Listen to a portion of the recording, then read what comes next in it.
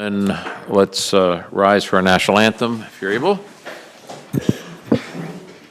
Oh, Canada, our home and native land, true patriot love, in all of us command. With glowing hearts we see thee rise, the true north, strong and free. From far and wide, O Canada, we stand on guard for thee. God keep our land, glorious and free.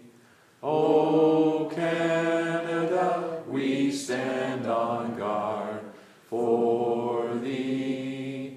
O Canada, we stand on guard for thee.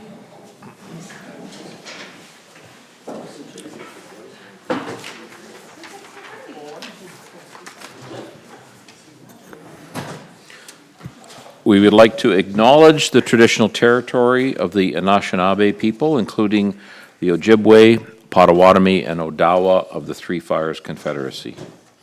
This meeting is being aired on public television and are streamed live and may be taped for later public broadcast or webcast. Your name is part of the public record and will be included in the minutes of this meeting. To avoid disruptions during a meeting, we would appreciate if members of the audience would please turn off or mute your cell phones. Thank you. We're going to rise and report. We have a confidential verbal report from Ed Brennan, CAO, regarding personal matters about an identifiable individual, including municipal or local board employees, public office holders, shall be received. May I have a motion to receive that? Councillor Andrews, seconded by Deputy Mayor McIntosh. All in favor? Thank you. We'd also like to have a recommendation to approve the minutes of previous council meeting of January 27th. May I have a motion? Councillor Taylor, seconded by Councillor Peters. All in favor? Thank you. Okay, we're going to start off with presentation by Karen Vacavara. Did I get it? Nailed it. Nice. Okay, welcome, Karen. You're going to talk about parking bylaw or issues with. Go ahead. Thank you. Good evening, Mayor Brown and council members. Is this on? Working? Yes, it is. Okay. I would like to discuss the parking bylaw on residential streets in the town of Orangeville that's currently in effect from April 1st to December 1st. The bylaw currently permits plated vehicles with valid tags to be parked indefinitely on residential streets. While most vehicle owners would only leave a vehicle parked temporarily while away on vacation, let's say, or possibly while they're trying to sell it, or because it needs to be fixed. The lack of time restrictions for this bylaw may result in an owner leaving the vehicle unmoved for up to 8 months. In this case, I would consider the vehicle to fall under the definition of abandoned, not parked. I experienced this situation last year where a vehicle was essentially abandoned in front of my residence for 6 months. It did not move in that entire time. I would like to explain how this bylaw negatively impacts homeowners and the neighborhood. Firstly, debris, leaves, garbage, and sand from the winter gets trapped around the parked vehicle, which prevents proper drainage into the sewer system. So many times I had to go out and sweep and clean the curb area in order for the rainwater to drain properly. Also, the street sweeper that's contracted by the town is not able to clean the road effectively. Residents pay taxes, are entitled to have this service and a clean road in front of their homes. Lastly, the parked vehicle restricts homeowners from loading and unloading items from their cars to carry into their homes. So this may be particularly difficult for seniors or people with disabilities who rely on that path leading up to their front door. In addition to these issues, if the vehicle is damaged or rusty or leaking oil, it's also an eyesore in the neighborhood and can also damage the road, especially if it's parked for 8 months, like in my situation. In conclusion, I would like to see time restrictions imposed for parking on residential streets from April 1st to November 31st. This would prevent a vehicle from being abandoned for up to 8 months at a time. Furthermore, the vehicle in question should at least be a resident of Orangeville and be parked in front of or near their own home. Under the present parking bylaw, a vehicle could be parked on any municipal street in front of any residence for up to 8 months, and the owner may not even live there. I feel this is unreasonable and unfair to Orangeville taxpayers. So thank you for your time. I hope my comments will be taken into consideration and the bylaw will hopefully be amended. Deputy Mayor McIntosh. Thank you, and thank you for that. I agree with you 100%. I do have a couple of questions. Did you call anybody in regards to that vehicle? I first checked with the town bylaw regulations to see what was allowed, what was permitted on streets. At that time, it was on the weekend, so there was no answer. I did speak to a police officer who came to the scene himself, and he actually said to me, I'm not aware of the bylaw. He said he'd have to contact the town himself on Monday morning. I mean, he checked the as far as he knew, he said if it's plated with valid tags, from what he understood, it could be left there indefinitely. So we did contact the town the next week to find out that, yeah, that was true. Yeah, he was probably correct. He was, yeah. If it's got current plates on it. And I guess the question to staff is, how would you enforce this? How would you know the vehicle's been there for a certain length of time? Mr. Jones. Through your worship to Deputy Mayor McIntosh, I'd like to defer that to the clerk as she's responsible for bylaws. Madam Clerk. Typically, in a case like that, if the vehicle is plated and it is there parked for a significant amount of time, we can send staff out to determine if it's actually moving. Because if it was abandoned for a solid 6-month period, I would suggest then what we would do is we would likely then contact the police to investigate it further if the vehicle hasn't moved. Because at that point, we would consider it abandoned. Thank you. Sorry, for what period of time would you consider abandoned? Well, if it was there for, I'm going to say for a 2-week period and the vehicle hadn't moved, then at that point in time, enforcement staff would contact the police to look into the matter further. Okay.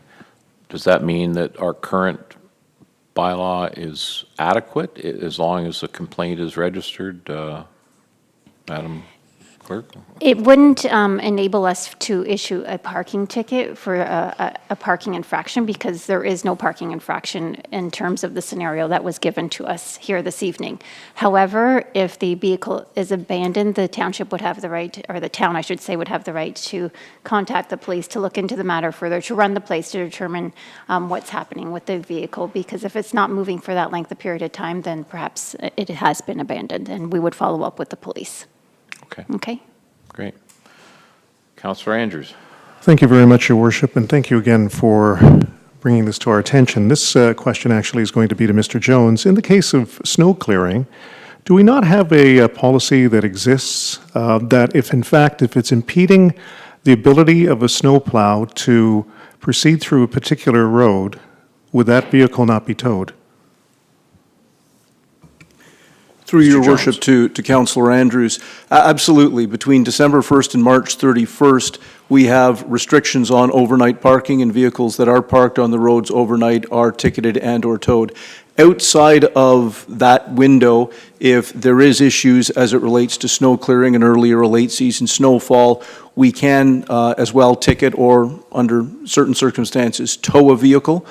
But certainly outside of the winter season, these restrictions wouldn't apply. Councillor Andrews. Yeah, thank you very much, Your Worship. And so again, whose responsibility would it to be brought to town's attention? Would it be the homeowner's responsibility? Would it be those that are responsible for driving the plow? Who would initiate that contact so that we could end up having that vehicle Mr. Jones. effectively removed? Through you, Your Worship, typically what happens is our plow drivers make note of vehicles that are impeding their clearing of the roads and would make their supervisor aware of it, who would typically pass it on to the police. It's far more common for these vehicles to be ticketed as opposed to towed. Towing is typically left to a situation where it's truly blocking the ability of a plow to get down the road, and it's causing an issue for all of the residents there because the road cannot be plowed. Every effort would be made to find the owner before doing that, but it is more common for it to be ticketed, and that would be initiated by staff who observe the cars parked and they're impeding snow clearing. Okay. Councillor Taylor. Thank you, Your Worship. Through you to the clerk, if I may. When I moved to Orangeville 20 years ago, one of the things that I found surprising was our liberal parking laws. So in London, as I recall it, and again, it could have changed, we weren't able to park on the street overnight at any time of the year. I'm getting some affirmation from a fellow Londoner over there. So, you know, I always thought that was a bit odd that we do that here. I kind of like it in a way, but then I'm hearing the concern that's here. And I guess I'm wondering, are our rules and regulations regarding this more liberal than other municipalities? And is it something that we should be looking into based on kind of what we would do in the average Ontario town? Madam Clerk. Okay, so perhaps some are more liberal and some aren't in terms of what's captured in the town's traffic bylaw. And I understand that there have been a few resolutions of council dealing with respect to the review of the parking requirements, or no parking requirements, I should say, on municipal roadways, and staff are to report back on that. And also, you may recall that as part of the bylaw, regulatory bylaw work plan, staff is to report back on an updated consolidated traffic bylaw. So when that matter comes back before council, that would be an opportunity to perhaps review the current parking restrictions, because that's contained within your traffic bylaw. And if there are any particular areas of concern, certainly council can then give direction to staff to modify what those particular regulations are. Because some municipalities have the restriction of 3-hour parking, some have 5-hour parking, so it does vary across the board. Okay. Ms. Vecavera, thank you very much for informing us about this issue, and we'll look at it in the near future. Thank you.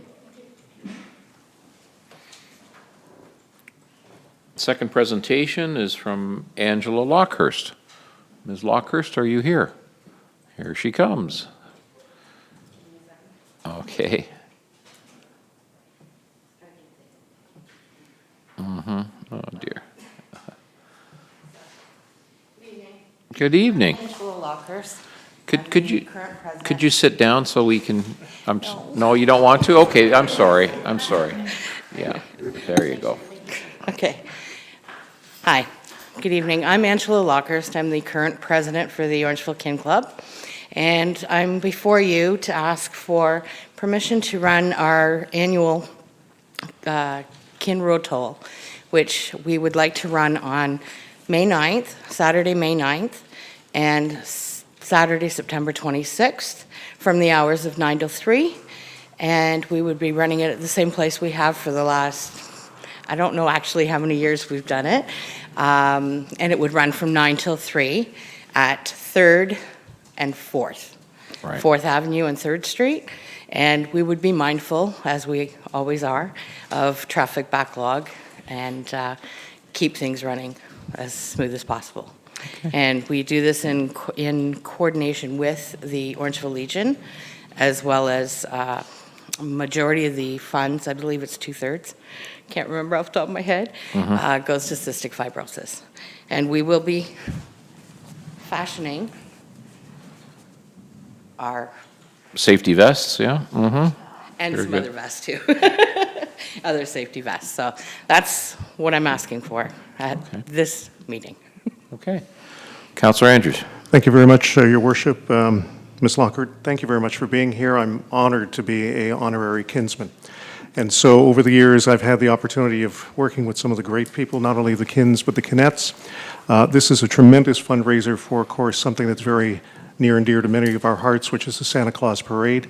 And I think also the connection to cystic fibrosis, which is also very near and dear to my heart, too.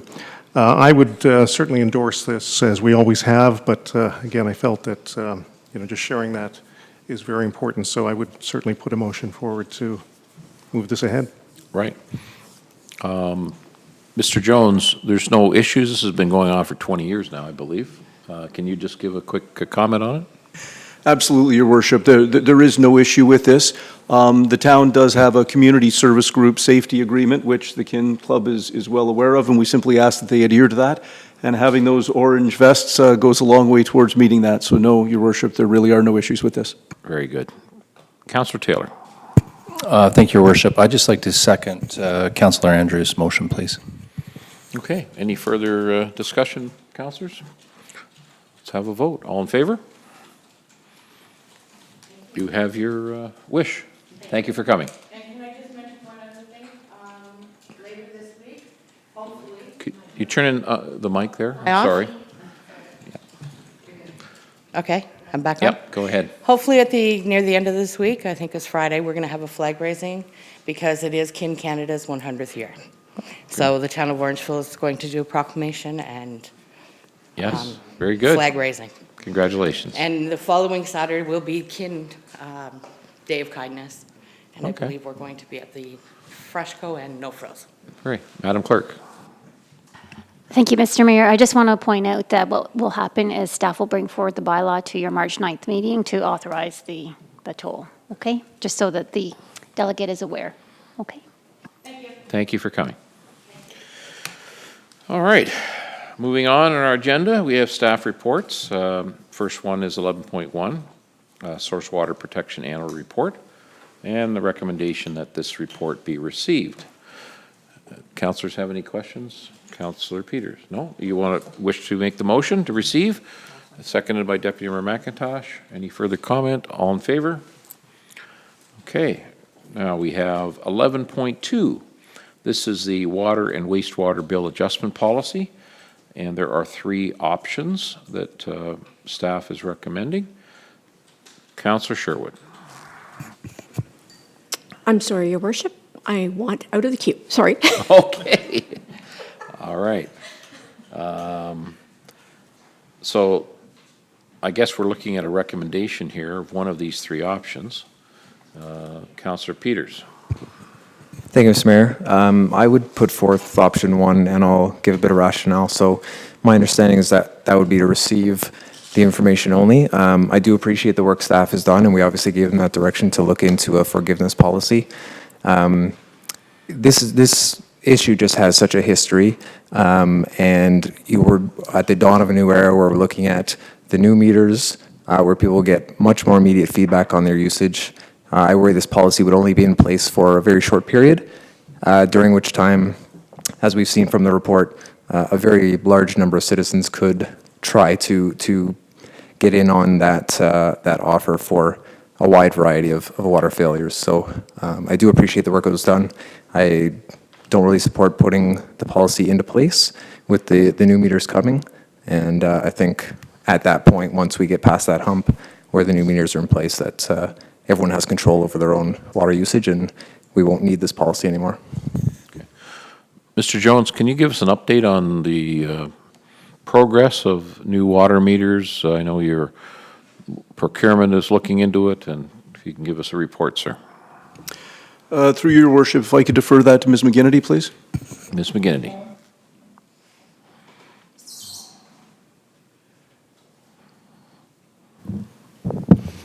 Through your worship. So we are in the process of drafting the request for proposal that will be issued to get consulting services to assist us with evaluating the alternative technologies and moving forward with another RFP for the actual implementation and of the preferred solution. So the consulting services is supposed to go out in the second quarter of 2020. And we expect the actual RFP for technology procurement will be in 2021, early 2021. Okay. All right, thank you.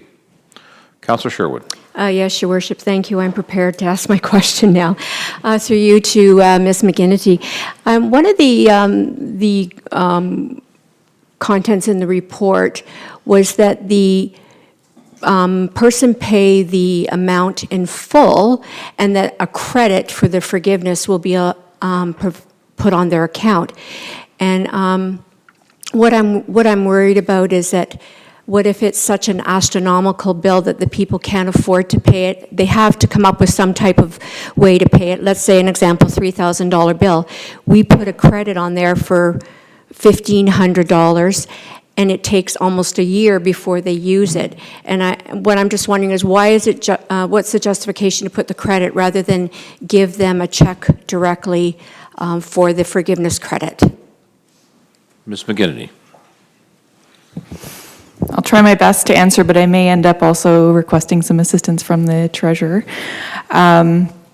So this is, I guess, when somebody gets a bill, if they don't pay it right away, they will go into arrears and start incurring interest charges as per our current policy. So if they're waiting until this whole administrative process works itself out, there'll be quite a significant period of time where the bill will continue to incur interest, and they could go into, I'm not sure the proper financial term, but not be in good standing with the town in terms of their account.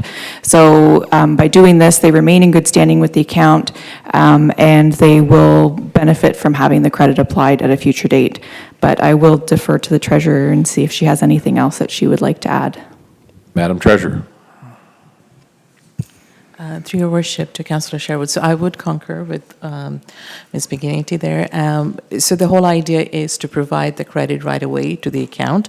In this particular case, the example that you've given, if there is an outstanding balance, then obviously the credit will be applied to the balance. And if there's outstanding balance after the credit is applied, then the ratepayer or the water user is at that point responsible to pay off the rest of it. But I believe this report is stating that they must show they've paid it in full first before we give them a refund. So then, therefore, there would be just a credit applied. It wouldn't be applied to any arrears. You're asking for it to be paid in full by the due date. Right. Okay, so then there wouldn't be a credit applied to arrears, correct? So my understanding of your question is, instead of applying the credit to the account, why isn't the town sending or refunding? So from my vantage point, it's just an administrative, ease of administrative time. So instead of cutting a check and providing a refund, you're applying the credit to an account which can take care of future outstanding balances. Okay. I guess my point here is that I'm worried about, where does someone come up with such a substantial amount of funds if they may have to borrow it or something, who knows, knowing that a check can come rather than having it being used up over a length of time. That's my only concern. Right.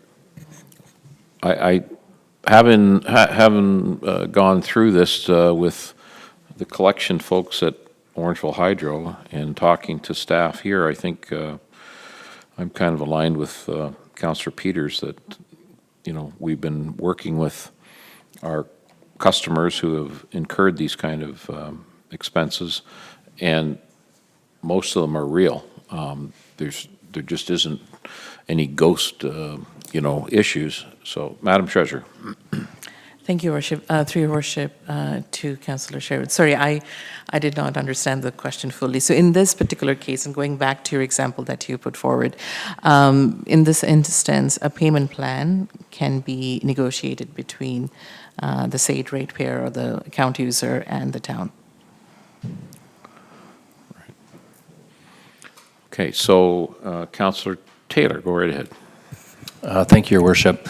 As I recall back, this was really one of the first big things that I think our team, and by team, our council team here, probably received criticism from the citizens on.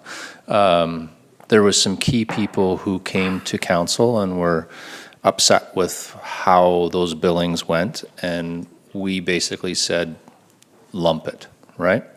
And then there was criticism, a little bit of an uprising, and we as a team decided, maybe we made a mistake there and we should come back and review it. And now here we are today, and the great work that's done by Public Works and looking at this bylaw. I think for me, I would prefer we do option 2.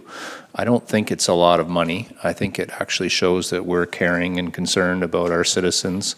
And I think back to the sheer there was frustration, angst, stress that we had caused, the residents had caused, council hadn't caused it, but the residents were under, and I just really like to listen to them and make sure that we were acting. I don't think it's going to be very many residents coming forth.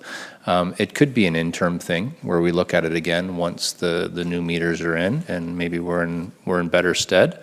Who knows? But I certainly think it's a one-off, and I think it demonstrates that we as elected officials are listening when citizens come forward. So I would put forth, and it's not clear to me if Councillor Peters made the motion or not, but if you haven't, Councillor Peters, then I would make the motion that we accept number 2, which is just water, and I don't think it's a big impact to the town. I think it makes some sense. Thank you.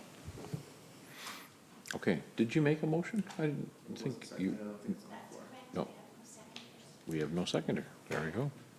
Okay, so we do have a motion then on the floor from Councillor Taylor. I'm sorry? I'm sorry? Councillor Post is going to second that. I was just about to ask if anybody wanted to second the motion, sorry. So we have a seconder here, Councillor Peters.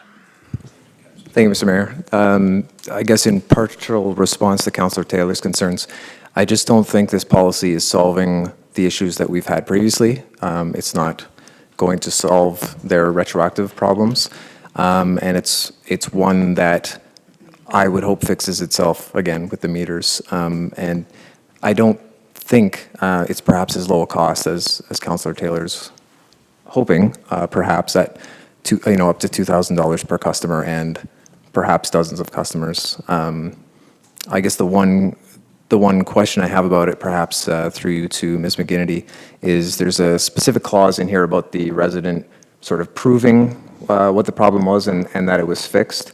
I'm not sure we've had that level of rigor from some of the delegates we've had in our term on this, so I don't even know if that would apply. Or can you describe that process a little better in terms of how they would prove that if it was a leak, how it was found and replaced, and what decision sort of criteria would be under the staff guidance of this program? Ms. McGinnity. Yes, through your worship. So in some of the other municipalities that we researched to see how they were implementing these policies, there was a requirement for the applicant to acknowledge that there was a leak, because in a lot of these situations, they come in and say the meter isn't working properly and don't accept responsibility. So part of it is saying, yes, there was a leak. Yes, we replaced our toilet. Yes, we had a plumber come in and do some repairs, and then demonstrate through receipts of purchases or invoices from services that the work was done and that the leak has now stopped. We can also follow up with doing site visits, and I think we mentioned about doing meter readings immediately following and after, and just kind of verifying that water usage has returned to normal. Deputy Mayor McIntosh. Thank you, Your Worship. I just worry this is going to open the floodgates for people coming in. That's my concern. I would have seconded Councillor Peters' motion, by the way. Okay, any other comment here before we vote on Councillor Taylor's motion? Okay, I'm sorry, Madam Clerk. May I just ask? Yes. Separate the vote on the receipt of the report versus the second action, just so that the receipt of the report is... Okay, can we have a motion to receive the report? Councillor Andrews, seconded by Councillor Sherwood, all in favor. Now we have Councillor Taylor's motion for option 2. All in favor? Opposed? The motion carries.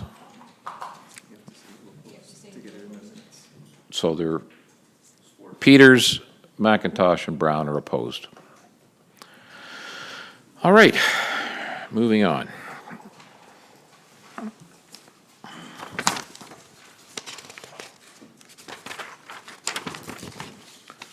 So 11.3 is an update to the water and wastewater rates bylaw, and that the report from Watson & Associates be received. Before we do that, Councillor Sherwood. Yes, Your Worship, I just wanted to make a comment more than anything based on the discussions we had at the last council meeting. I will not be supporting the rate increase on this policy. Basically, again, I'm going by the base rate is higher than the inflation. It works out to 42% increase of the base rate over the next 5 years, as well as I'm not in support of lowering the cubic meter block from 50 cubic meters to 20 cubic meters, as I feel with only capturing 75% of the residents, it's going to provide hardship to those 25%. I am in full favor of water consumption. However, I'm very mindful that we do have one of the highest water rates. So again, I won't be supporting it. Okay, thank you. Councillor Peters. Thank you, Mr. Mayor. Just for clarity, through you to Mr. Jones or Ms. McGinnity, could you specifically outline, if we go back to the previous council report, there was an option 1, option 2. Can you verify that this is which option it is with respect to base rate and cubic meters, as Councillor Sherwood has alluded to?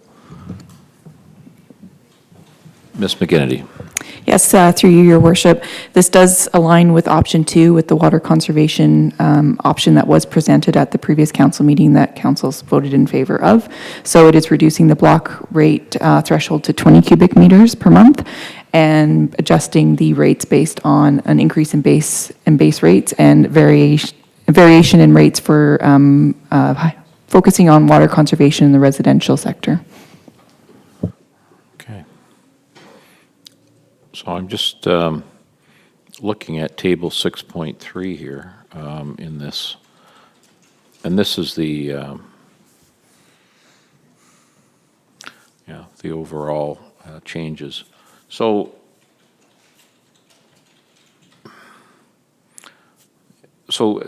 the 5/8 and 3/4 meters, 3/4 inch meters, the change, total annual bill change, is fairly modest when you consider everything.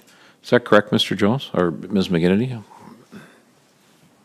Yes, Your Worship. The increase that's projected is roughly 2% each year on the total bill. Right. Okay, and some of the higher volume users are incurring a little bit higher rate.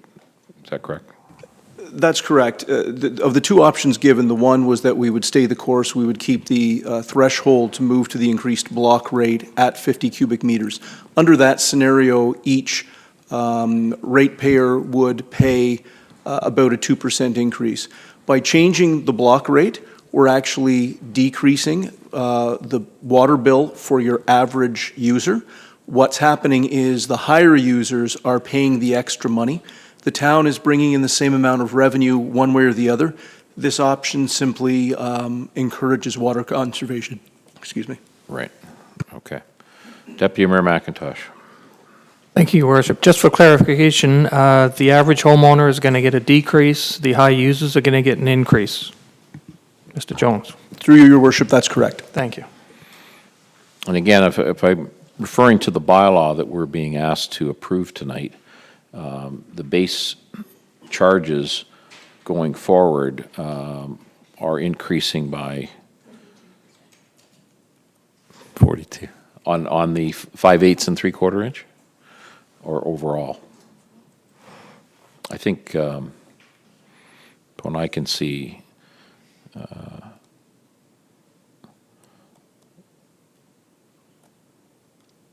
Yeah, I believe, again, I think the base rate, yes, it's going up, but the overall rate is on a 2% roughly. So we need a motion then to pass this bylaw. So Deputy Mayor McIntosh is making that motion. Does anybody want to second that? Councillor Post. All in favor? Opposed? Motion passes with Councillor Sherwood in opposition. Thank you. Moving on to 11.4. This is transit advertising. It was identified last year that some of the transit advertising rates should be looked at and perhaps increased, and town staff has done that. Councillor Andrews. Thank you very much, Your Worship. I appreciate staff's report on this, and more importantly, I'm pleased to see that we're going to be in line with what is typically the norm when it comes to the advertising industry, and an opportunity to hopefully not only generate some revenue, but also cover costs.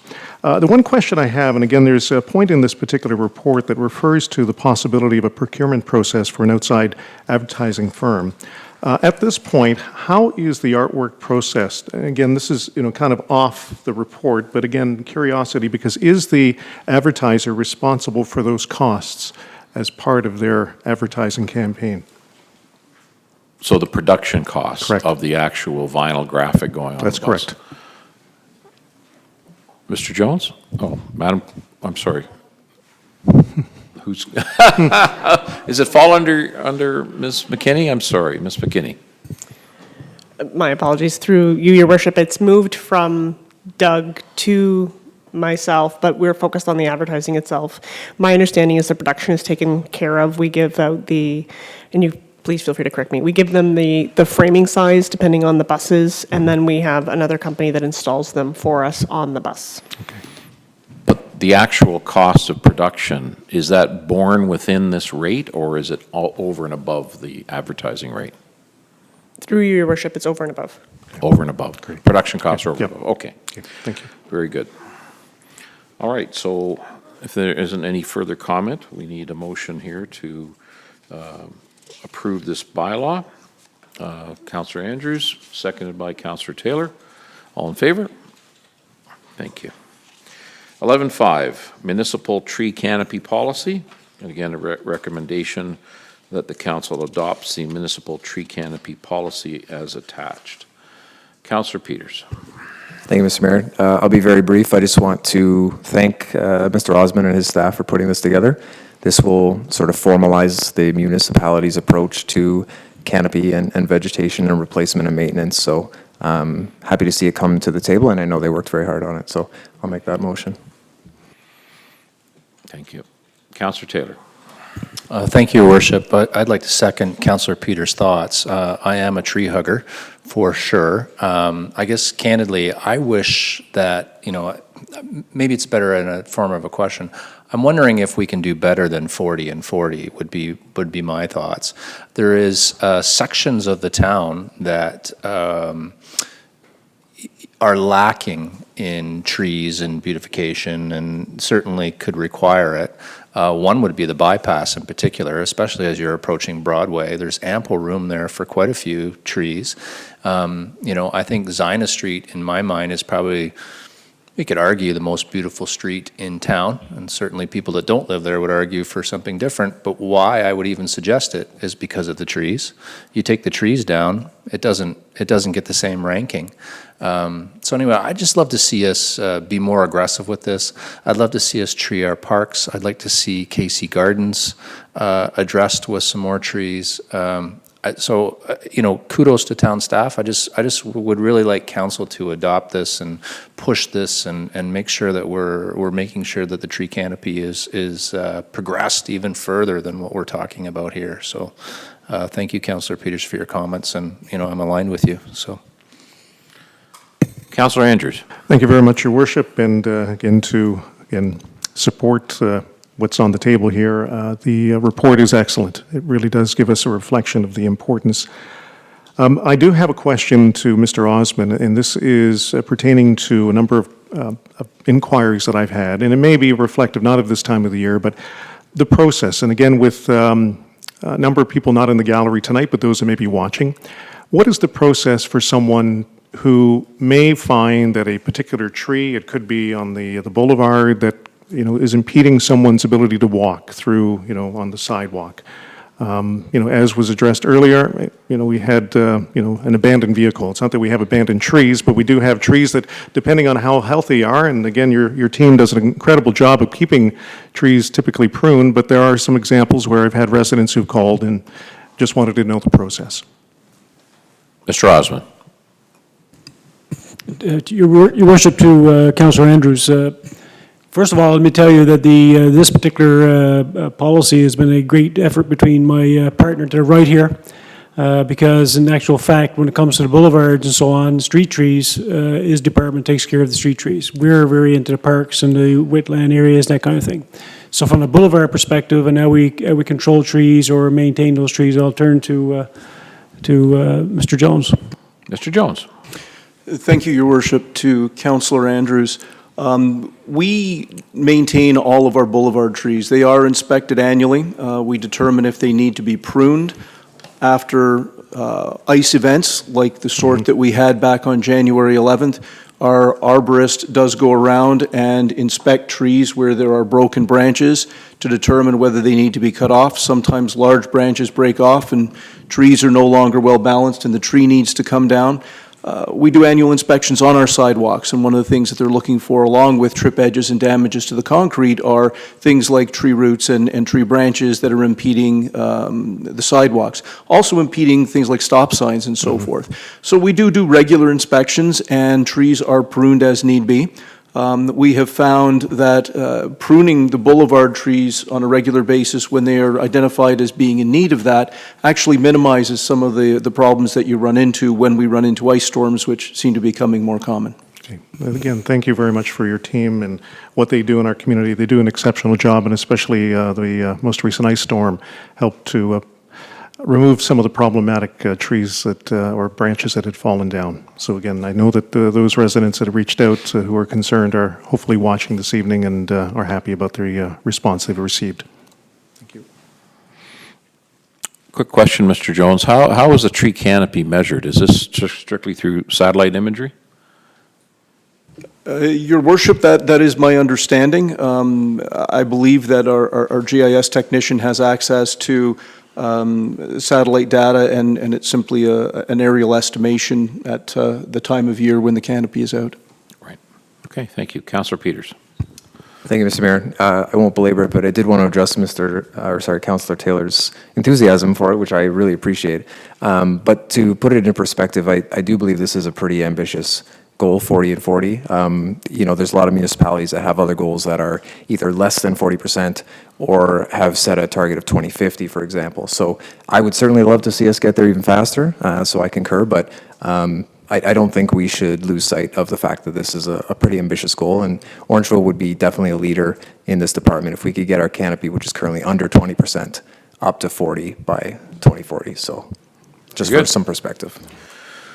Okay, so I guess we'll have a vote on this. Would somebody like to make a motion here? Oh, Councillor Taylor, seconded by reverse. You made the motion. Peters made the motion. Taylor is seconded. All in favor? Oh, that passed unanimously. Thank you. 11.6, 2019 Heritage Orangeville Annual Report to be received. And this thing's a little screwed up. Sorry. So can we have a motion to receive this annual report from Heritage Orangeville? Councillor Sherwood, seconded by Councillor Andrews. All in favor? Thank you. 11.7, Orangeville Accessibility and Seniors Advisory Committee report. Can we have a motion to receive that? Councillor Post, seconded by Deputy Mayor McIntosh. All in favor? Thank you. And 11.8, climate considerations for the proposed downtown parking structure. May I have a motion to receive this? Deputy Mayor McIntosh.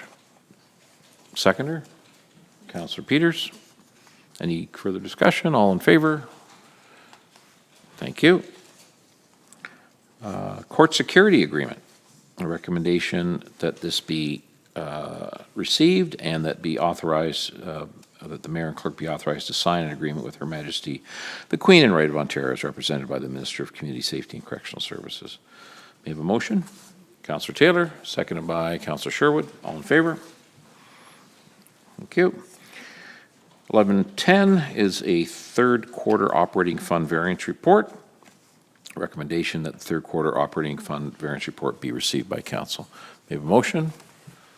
Councillor Peters, seconded by Councillor Post. All in favor? Thank you. Third quarter capital progress report. 11.11. Sorry. Just go here. And let this report be received. May I have a motion? Councillor Sherwood, seconded by Councillor Post. Any further discussion? All in favor? Thank you. We're just running through this. I'm sorry. Did you want to talk? Okay. All right. I think that's, let me just go back to this. Hold on.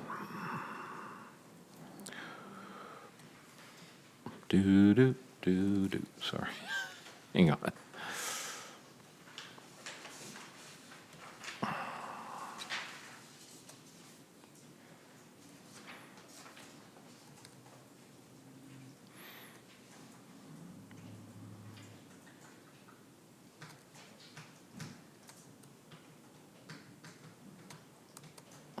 Okay, we are back.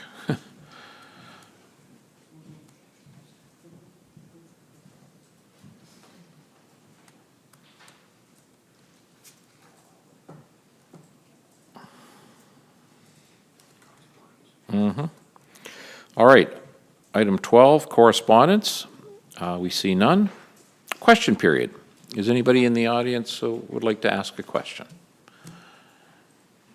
Seeing none. We'll move on to 14. Committee and board minutes. Recommendation that the following minutes be received. Orangeville Police Services Board meetings of December 16th, December 18th, December 20th of 2019, and January the 8th of 2020. Also a library board meeting of December the 11th, 2019, and Sustainable Orangeville minutes from November the 5th, 2019. Councillor Andrews. Thank you very much, Your Worship. I'd like to pose this question to the Police Board Chair, which is Councillor Taylor. And two questions, one of which is Board Member Cracker provided an update on the Zone 5 meeting that indicated that there has been discussion about human trafficking that's taking place, and there's been a significant increase. So that's the first question. So I'm wondering if you might be able to give us even just a small insight if, this is something that's affecting our particular community, that you might be able to provide at least an understanding. And Councillor Taylor. Sorry. Let's go ahead, sir. Thank you, Your Worship. It was certainly discussed. I'm very conscious of the fact that I don't want to make light or diminish it. There was incidents that occurred, for sure, that our local police looked into. It is not something that is rampant or of a big issue. However, I'm reluctant to diminish it. I mean, it certainly occurred, and it was certainly investigated, and police have followed up. I guess based on confidentiality, I feel uncomfortable going any further than that, but that was the situation. Councillor Andrews. thank you, Councillor Taylor, and certainly understand the sensitivity, but at the same time, I appreciate your response to that too. The second one is 11.6 in that same board report, and again, understanding that there may be some confidential pieces here that we can't have reported to, but this was referring to the criminal record check revenue. And if I do recall, there was supposed to be an update provided by the treasurer on this particular matter, and not to put anyone on the spot, but this is referring to indicated Orangeville Police Service will no longer be conducting record checks and will update the treasurer on this matter. Has there been any update on that particular piece in that board report? Councillor Taylor. Yes, thank you, Your Worship. So there has been. I'll rely on the treasurer afterwards for the specific numbers if you had them, but I'm going to say that we're going to be about $250,000 shy on that agenda item. The question was posed in the last Police Services Board meeting, so because we're not going to have that revenue, we've got a shortage then in terms of, to the taxpayer and whatnot. How is that going to be made up? And the response from our finance person on the Police Services Board Sergeant McLagan, who basically said, and I'd be paraphrasing, but they anticipate at this point that there'll be savings. We'll actually finish under budget. Why it would be a bit loose is we don't actually know where the spots are. And I'll give you some examples of where we could find savings. We had a retirement in December by a officer, and that officer is not being replaced. It would be very difficult to replace an officer who's going to come with that level of talent and understanding of how to be a police officer when the business is closing, right? So you wouldn't get someone necessarily. Now, you might have a retiree or whatnot, but on balance, it's probably fairly low probability that we'd get a replacement. Uniforms are not being ordered, and those were budgeted for. There was, those are, I guess, are the two examples that come to mind. The police cars aren't being replaced. There's a bunch of things like that. Now, how do you get to the exact number of saying, hey, we're going to be in a surplus situation? I can't answer the question, Councillor Andrews. And it certainly wasn't provided to us in that level of detail in that meeting. But that was the response at the time. And candidly, for sitting in the room, it makes sense to me that that's the situation that we're going to be in. I don't know, Mayor Brown, if you'd like to offer your perspective on that, but I guess that would be mine. I wish it was more fact-based, but it's as best it can be. Yeah, and I think the only questionable decision was whether the termination of criminal record check revenue should have happened then, or could it have been delayed by some number of months. But that decision was taken by the chief, and he has reasons. Hopefully those resources, human resources, will be redeployed in other ways that the town will benefit from. So, Councillor Sherwood. Yes, Your Worship, just to follow up on that, because it's just a brief one statement saying that Chief Kalinsky indicated that the Orangeville Police Services Board will no longer be conducting record checks, it just makes it sound like that was his decision. And does he not take direction from the board to no longer to do police records checks? So I'm just wondering, how did this come about? Because it just seems that he decided that. I'm sure there's multiple reasons, but again, I believe he gets direction from the board, and that shouldn't have been a decision that ultimately he should have decided. So could you clarify that? Councillor Taylor. Hang on. I'm on the hot seat here tonight. There you go. Thank you, Your Worship. So I feel that sentence might have been misrepresented in the way that it was written. So there still is record checks that are happening this year. There's money that's going to be realized, but that money, instead of being, and I need to slightly make it up again if our finance people could help, but I think it's around 280 is what the budget was, and we're going to be shy of 250. So there still is monies in there. What the chief and his team determined is that we're out of business. So if you're out of business, you need to let your business partners know that you're not in business any longer.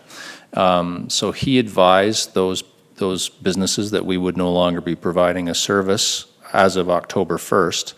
Those businesses needed to go and find another provider. And that provider, it's not in great supply, is the way it was written to us for something en masse.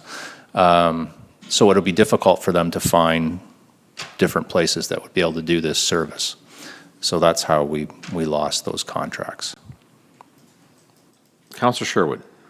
So again, not to put you on the spot, but this makes me sound like Chief Kalinsky made the decision to contact those people and say, we're closed for business, and we aren't closed for business.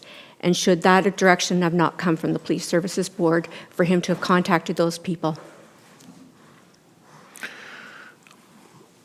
You want to weigh in again? All right, sir. Go ahead. So thank you, Your Worship. So again, I would struggle with the wording of that. I don't believe that the chief said he was closed for business. I think that was probably the way it was written. What was done is we let our suppliers know, our partners know. They could have chosen to continue with us if they wanted to, but they chose to go to another supplier. Now, the chief did not at any time decide on his own just to cease and desist. The decision was made for us by those business partners. Okay, any further questions on these board and committee minutes? No, can we, all right, Councillor Taylor. I'd just like to state to all citizens, when you're looking at, we are having some issues on the board. We're hiring right now for a board secretary. We've been stuck for a period of time trying to meander through on some meeting minutes. The meeting minutes have been late for a variety of reasons, and we're missing some that are not posted on the Police Services Board website. So as it stands right now, I think we still have 2. I'm looking, we had 3, we only have 2 that are missing. The board is going to be talking about that again tomorrow, and we will get them posted at some point here. Just, we're having a little bit of struggle as we go forward, and I want people to know, hey, we're trying to be transparent here. It's just, there's 2 that are AWOL in some sort of way at this point, which sounds a bit funny, but we had a transition of people, and sometimes when you have a transition of people, you have issues with the information. So I just wanted to be transparent with everyone that we will get those posted, and we're working on it. Very good. Okay, so can we have a motion to accept these board minutes? Deputy Mayor McIntosh, seconded by Councillor Sherwood. All in favor? Thank you. All right, moving on to notice of motion prior to meeting, 15.1. This was a notice of motion brought by myself to have town staff look at the possibility of developing the parking lot across the road on the south side of Broadway. There's been a lot of discussion about this particular plot of land, and parking issues in the downtown core have been raised by business owners. I know that the town staff did a report a couple of years ago that came back negative on the need for more parking, but this just isn't a parking issue. It's to talk about the economic vitality of the downtown core. A building in that place would be a multi-use building with some additional commercial and residential component, and maybe office component as well. So economic development there in the downtown core, I think, is a good thing. Councillor Sherwood. Yes, Your Worship. Being the council member on the Orangeville BIA board, I'm sure that they will be quite supportive of something like this to provide more parking spaces in our downtown Orangeville. You'll definitely have my support, and I'm sure that they will reiterate that as well. Thank you. Again, this motion is to direct staff to investigate all issues, and you know, would this be a public-private partnership with a developer? Would we sell the land? All of these things will be looked at by staff and be brought back to council at a future date. Councillor Taylor. Yes, thank you, Your Worship. So our committees dovetail, Councillor Sherwood, and that is the Transportation Committee. We are working with BIA on trying to find a solution to put a transfer station downtown, as we are, and Sustainable Orangeville has been an active partner as well. I guess I certainly want the more parking spaces. I'm just confused about exactly how we would go about this, because as a taxpayer, for the taxpayers, we don't really have the funding available to us to fund another garage or what have you. So, you know, I'm interested in pursuing Mayor Brown. I think it's a good idea. I just, I worry about what we would be doing as a council and as taxpayers, and I would hope that it would be private as opposed to public if we were to go forward. That's my only piece, but I would also love to say to the BIA, hey, here's an option that's coming down the path, and council is actively seeking it. And in the meetings that the BIA has had with the Transportation Committee, that's been the feedback, is how do we get more parking downtown? So I think it's spot on. I feel a little bit of reluctance and angst about the financials, and I'll be very interested to hear how we go about doing that. Right. Okay. Deputy Mayor McIntosh. Thank you, Your Worship. Just for clarification, it wasn't a staff report, it was actually a consultant that was hired, and surprisingly come back with the conclusion that our parking was fine, which I strongly disagree with. You won't hear me say this too often, but I agree with Councillor Taylor. I just hope this, I know it's very, very preliminary, and we have to keep that in mind, but I don't think the taxpayers should be on the foot for this. So again, this is very preliminary. Right, and I think the idea of a public-private partnership where the town brings the value of that land to that partnership, and/or an RFP to a developer with conditions to be met satisfactory to the town are the two options that will be investigated. You know, I've had some personal conversations with CAO Brennan about this. Our early indications are that public-private partnerships are sometimes difficult, and perhaps the idea of selling the property with conditions that to be met by the developer might be the best route. And that, of course, would remove any financial commitment by the town on that particular transaction and economic development. All right, so again, the motion is to direct staff to investigate options for that parcel of land. Do I have a seconder? Deputy Mayor McIntosh. All in favor? Okay, thank you. Any notices of motion at meeting? I see none. New business. Oh, look at, you know, that was like an Indy 500. Right at the flag there, there's a photo finish, because those came in almost exactly at the same time. Councillor Sherwood won. Yay! You're in first place on that one. I'm first place, Go right thank ahead. you. Thank you, Your Worship. Just to make the public aware, earlier this evening before Council, Mayor Brown has provided a proclamation declaring next week, February 17th to the 23rd, as Heritage Week in Orangeville. The theme is 2020 Vision, bringing the past into the future. And I would really like to invite everybody to view and enjoy the Orangeville's first Heritage Week photography exhibition. We are going to be showing some historical photography in our town hall atrium. We'll be running it from Tuesday the 18th, because Monday's a family day and the offices will be closed. So February 18th to the 21st from 8:30 to 4:30. However, we are going to have the exhibit open one evening late for those that can't make it. So if you're able to come in on Thursday, February 20th, we're open until 8 p.m. And I would encourage everyone to come over and try and have a look at our beautiful exhibits of cultures, natural landscapes, and everything that makes up our heritage here in Orangeville. Thank you, Councillor Sherwood.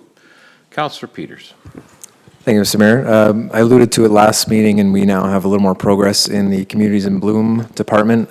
We've been actively trying to recruit some volunteers, and for anyone that's seen it online, we'll be meeting here in Town Hall on Thursday evening at 7 o'clock in the main floor boardroom to discuss the program and the initiative and steps moving forward. So hopefully those that are interested will attend, and the committee will grow and be successful.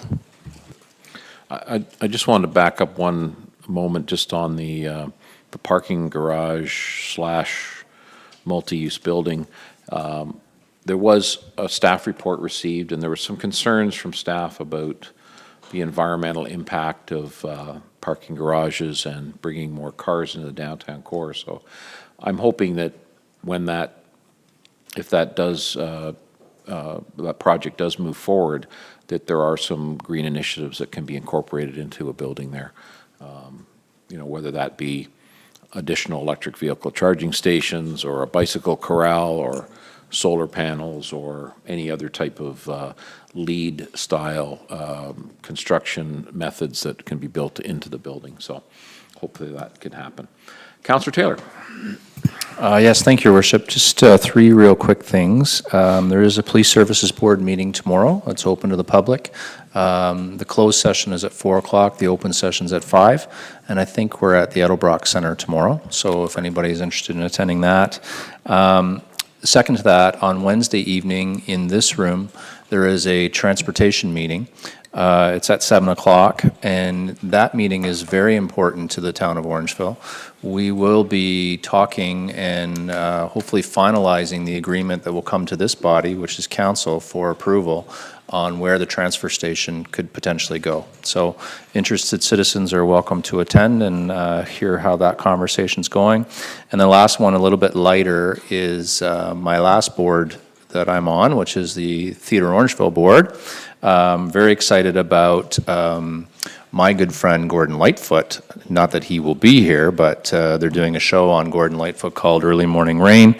And, you know, if you like Lake Kitchigumi, you should come and watch that. And that is going to be February 13th to March 1st, so also in this building. So come out and support the theater if you can. Great. Thank you. Thank you, Councillor Taylor.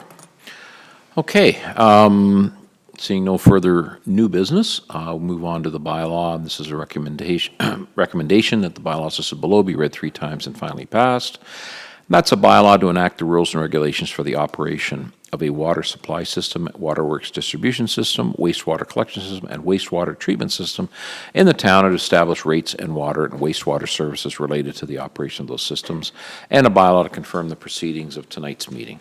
May I have a motion to pass those bylaws? Councillor Andrews, seconded by Councillor Peters. All in favor? A motion to adjourn. Deputy Mayor McIntosh, seconded by Councillor Taylor. All in favor? Thank you, ladies and gentlemen.